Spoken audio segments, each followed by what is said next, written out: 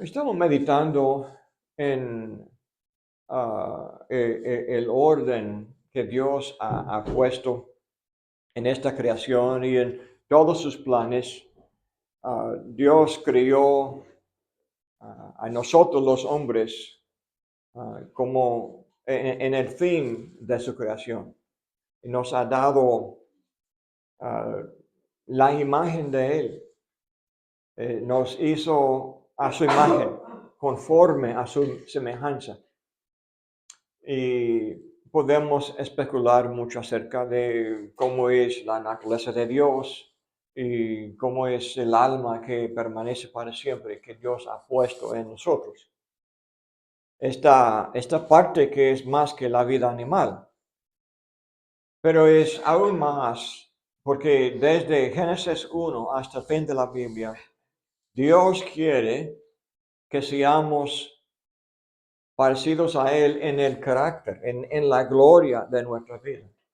Por eso envió a Jesús, quien murió por nosotros para perdonarnos de todos los errores del pasado y darnos la esperanza de seguir. Nos ha dado las promesas y en las promesas esperamos. Hemos hablado de 3 promesas que Dios dio a Abraham. Vamos a hablar especialmente ahora de esta última, de la bendición, porque aunque repitió esta promesa menos veces, pero el resto de la Biblia tiene mucho que ver con esta última promesa, de que por medio de la descendencia de Abraham, Dios iba a bendecir a todas las naciones. Entonces, vamos a leer de Gálatas capítulo 3. Gálatas 3, versículo 6. Hay mención aquí en Gálatas 3 de las promesas que Dios dio a Abraham. En el mismo contexto de lo que estamos estudiando.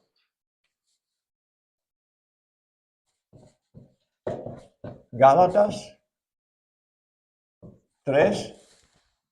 Y queremos notar lo que se encuentra en el versículo 6 al 18.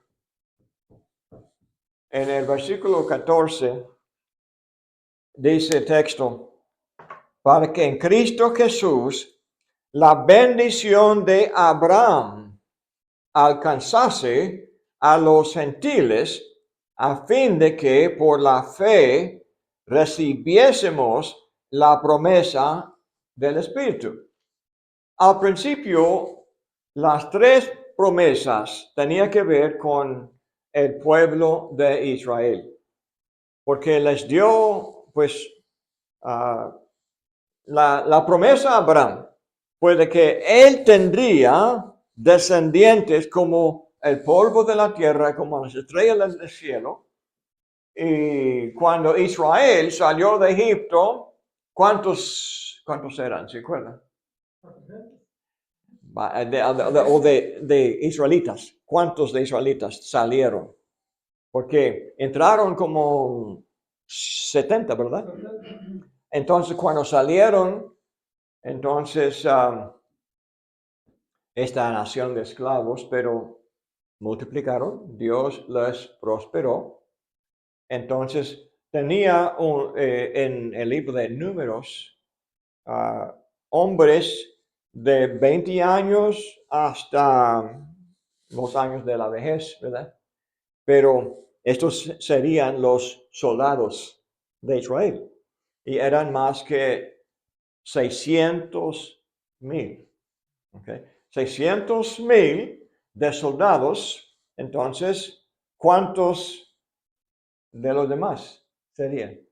De los padres, de los jóvenes, de los ancianos. Podemos imaginar 2 o 3 millones, ¿verdad? Al menos. Triple, 1,5 millones, a menos, pero supuestamente bastante más. Ok. Entonces, ¿cómo sería? 3 millones de gente parece como polvo, ¿verdad? Como estrella. Pero esto no fue el fin, porque esto fue el principio de la nación. Ellos entraron últimamente en la tierra prometida, ocuparon las ciudades y eran muy pocos ellos, 3 millones o cuantos eran, que cuando ocuparon a Israel no podían ocupar mucho, porque fue tierra del río hasta el río, ¿verdad? Era tierra muy amplia, aunque tenían ciudades ya desarrolladas, tenían ciudades ya, casas ya hechas con campos de donde los cananitas habían sembrado y de trigo, de cebada, tenían viñas y tenían todo ya preparado. Pero había ciudades donde no podían entrar, no podían ocupar, porque no hubo suficiente gente. Pero con tiempo, otro siglo más, otros 2 o 3 siglos más, ¿y qué? 3 millones se convierten en 6, 7 millones. Cuando en su historia cayeron, eran millones y millones de gente. Ahora han pasado varias generaciones, llegan a los días de Cristo. En los días de Cristo, ¿cuántos eran? Pues tenían millones allá en Israel, pero y Galilea, y tenían de la dispersión, tenían judíos en muchas naciones de la tierra, sinagogas en cada ciudad, casi muchas sinagogas.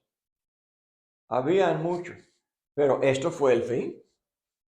No, porque lo que leemos aquí, acabamos de leer, dice, pues déjeme llevarles hasta el fin del capítulo. Dice el versículo 25, Gálatas 3. Pero venida la fe, ya no estamos bajo ayo, pues todos sois hijos de Dios por la fe en Cristo Jesús. Porque todos los que habéis sido bautizados en Cristo, de Cristo estáis revestidos. Ya no hay judío ni griego, no hay esclavo ni libre, no hay varón ni mujer, porque todos vosotros sois uno en Cristo Jesús.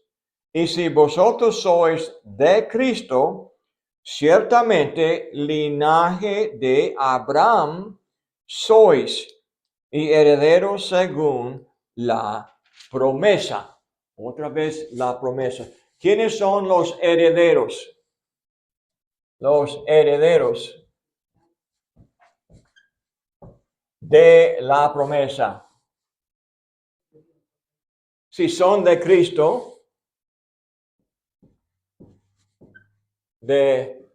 Cristo, ¿ok?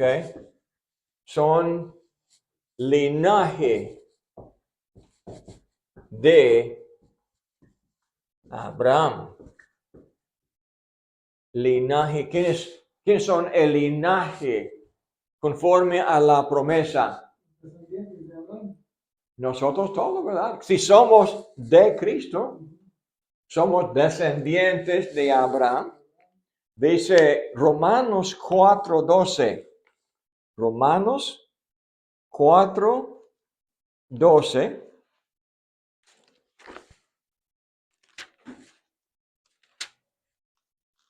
Volvemos al mismo tema.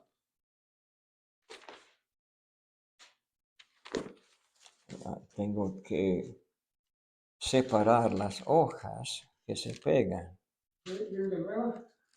Es que esta Biblia es nueva, entonces muy delgada. Ok, dice, y padre de la circuncisión, hablando de Abraham, ¿verdad? Padre de la circuncisión, para los que no solamente son de la circuncisión, sino que también siguen las pisadas de la fe que tuvo nuestro padre Abraham antes de ser circuncidado. Entonces, Abraham es padre de los que siguen las pisadas de la fe. que tuvo nuestro padre Abraham. ¿Quiénes son los hijos de Abraham? Nosotros que andamos, somos linaje de Abraham, los que andamos en las pisadas de la fe de Abraham. Entonces, hoy cuando hablan tanto de las promesas hechas a Abraham de Israel, ¿son para solamente de la carne? No. La ironía es que en todo este debate que se oye hoy de que esta tierra pertenece a los que descendieron de Abraham físicamente, pero en la Biblia, ¿qué importa la carne? No. Lo que importa es el espíritu. Los que son de Cristo son linaje de Abraham. Entonces, la tierra de Israel pertenece a mí. Ahora tenemos otro concepto de ¿dónde está la tierra de Dios? ¿Dónde está la tierra sagrada? Está en los cielos. ¿Somos ciudadanos de una porción de esta tierra? No. Filipenses 3:20. Filipenses 3:20. Mas nuestra ciudadanía está en los cielos, de donde también esperamos al Salvador, al Señor Jesucristo, el cual transformará el cuerpo de la humillación nuestra para que sea semejante al cuerpo de la gloria suya, por el poder con el cual puede también sujetar a sí mismo todas las cosas. Entonces, esperamos que la transformación del cuerpo. Esperamos otra vez la promesa que el día vendrá cuando vamos a salir de la tierra y vamos a morar en los cielos con Cristo Jesús. Esto es la esperanza que tenemos. Entonces, nuestra ciudadanía está en los Estados Unidos o en Israel. ¿Dónde está? Está en los cielos. Está en los cielos. Entonces, todo este debate sobre quién es dueño de esta porción de la tierra, voy a agarrar un poco de polvo. Yo soy dueño de este polvo, ¿verdad?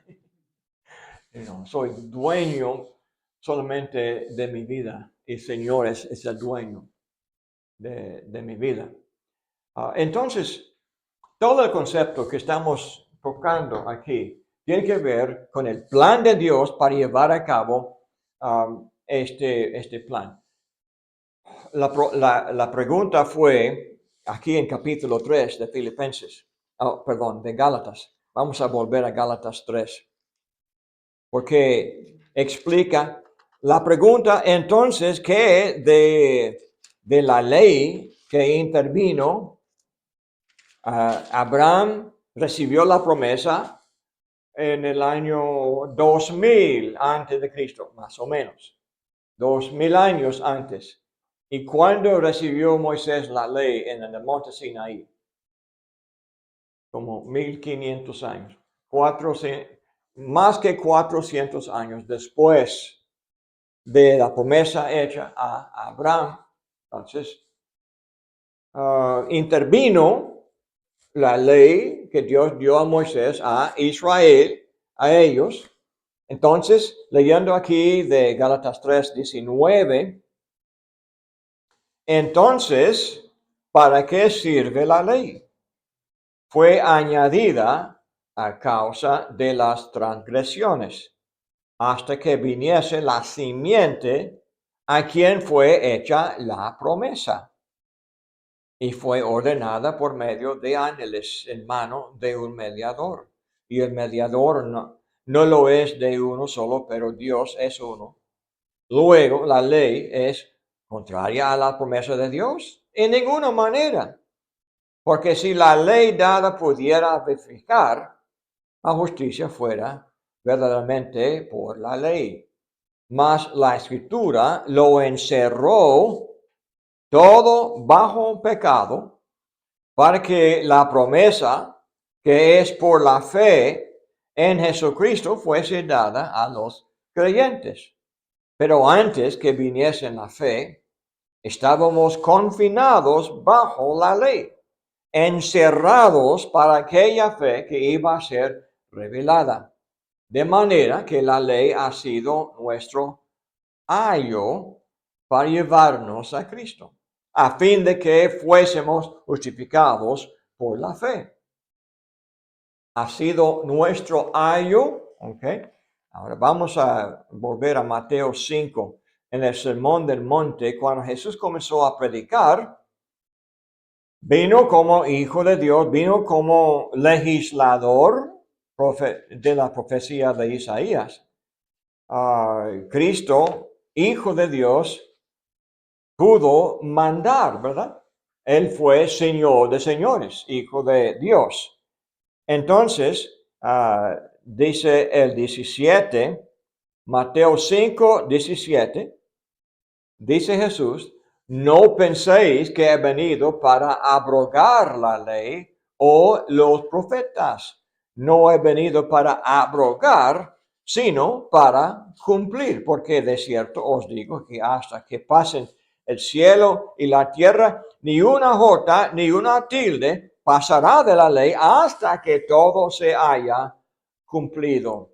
De manera que cualquiera que quebrante uno de estos mandamientos muy pequeños y así enseñe a los hombres muy pequeños será llamado en el reino de los cielos. Mas cualquiera que los haga y los enseñe, este será llamado grande en el reino de los cielos. Porque os digo que si nuestra justicia no fuere mayor que la de los escribas y fariseos, no entraréis en el reino de los cielos.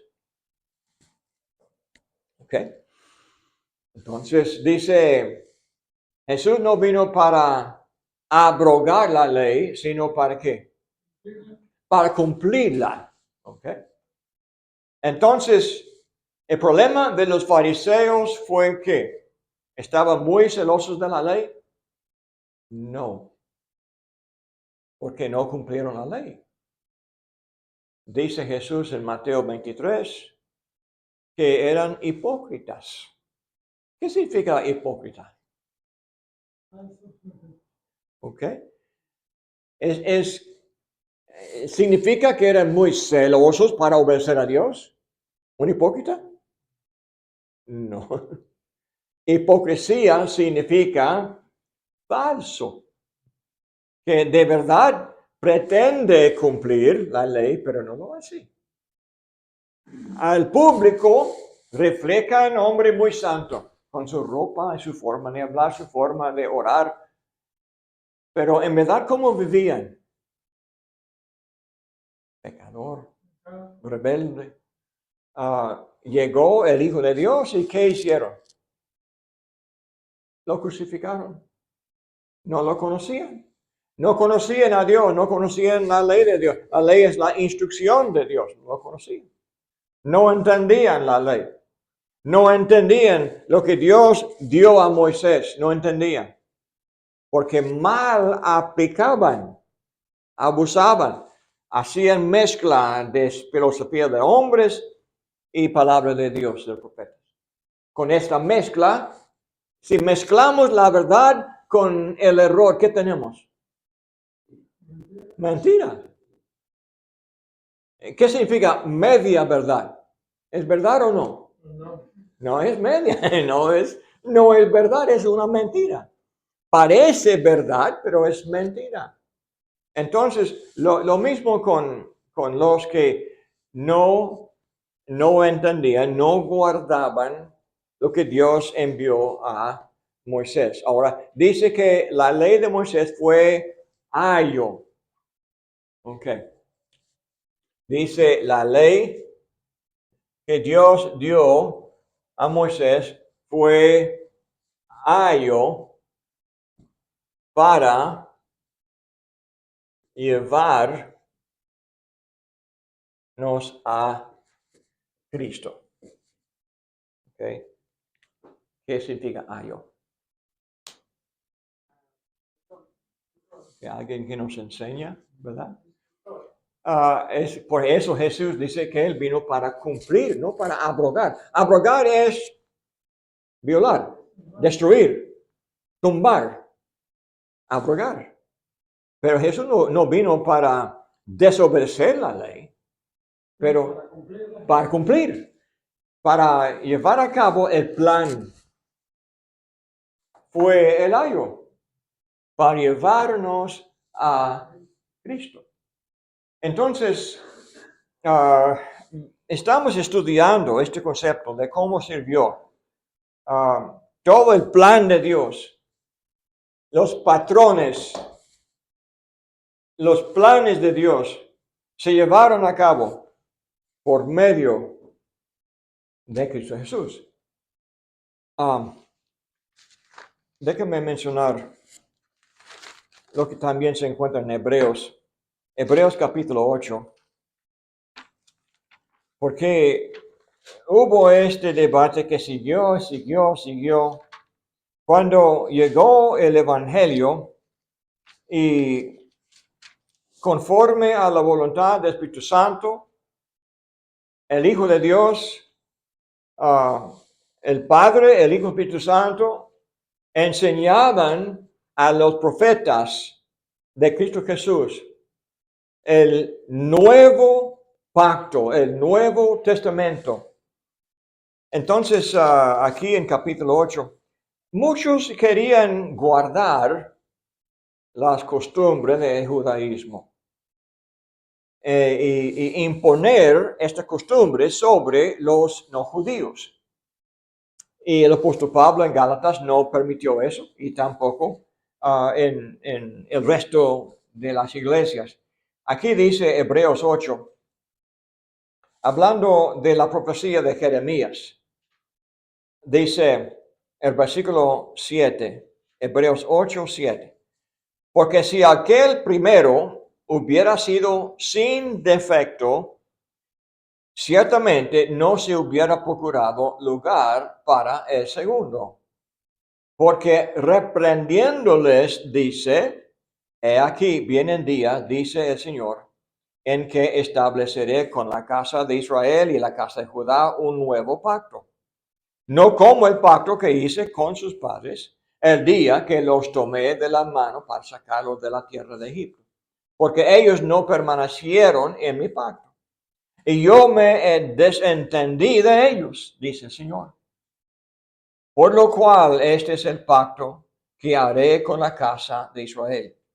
Después de aquellos días, dice el Señor, pondré mis leyes en la mente de ellos y sobre su corazón las escribiré. Y seré a ellos por Dios y ellos me serán a mí por pueblo. Y ninguno enseñará a su prójimo, ni ninguno a su hermano, diciendo, conoce al Señor, porque todos me conocerán, desde el menor hasta el mayor de ellos, porque seré propicio a sus injusticias. Y nunca más me acordaré de sus pecados y de sus iniquidades. Ahora versículo 13. Al decir nuevo pacto, ha sido por viejo el primero.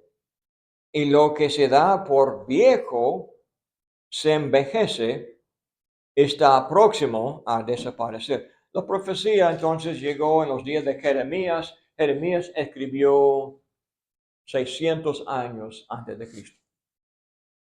600 años antes de Cristo dijo, habrá nuevo pacto. Y cuando dice aquí, cuando dijo Jeremías, nuevo pacto, ¿qué efecto tuvo sobre el pacto actual? Le hizo viejo. Entonces, los días limitados iba a desaparecer. En el sentido de tener tenía defecto. Bajo la ley de Moisés, deme ejemplo de un defecto que tenía. Deficiencia. ¿Qué deficiencia tenía? ¿Perdón? Tenían que repetir cada año Ok, ¿y repetir qué?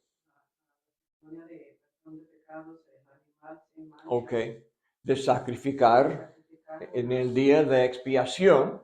Entonces, dice como en Hebreos 10, versículo 4, dice, porque la sangre de los toros y de los machos cabríos no puede quitar los pecados. ¿Ok? La sangre de animales no podían perdonar para siempre, porque cada año hubo otra ceremonia o otro recuerdo, ¿verdad? De que todavía están o estaban culpables de sus pecados. Entonces, porque la sangre fue deficiente. Anticipaban entonces el versículo 5. Por lo cual, entrando en el mundo, dice, sacrificio y ofrenda no quisiste, mas me preparaste cuerpo, holocaustos y expiaciones por el pecado no te agradaron. Entonces dije, aquí, que vengo, oh Dios, para hacer tu voluntad, como en el rollo del libro está escrito de mí. Entonces, el sacrificio de Cristo tuvo que tomar el lugar del sistema antiguo, el sistema que fue patrón, ¿verdad? Pero anticipando algo nuevo, anticipando que no hay perdón sin la sangre de Cristo, no hay. Sin la muerte de Cristo y sin la muerte de nosotros, porque cuando nos bautizamos en Cristo, nos bautizamos en la muerte, ¿verdad? Tenemos que morir con Cristo. Gálatas 2:20 dice, estoy crucificado, ¿cómo es? Con Cristo. Gálatas 2:20, una vez más. ¿Me puedes citar de memoria?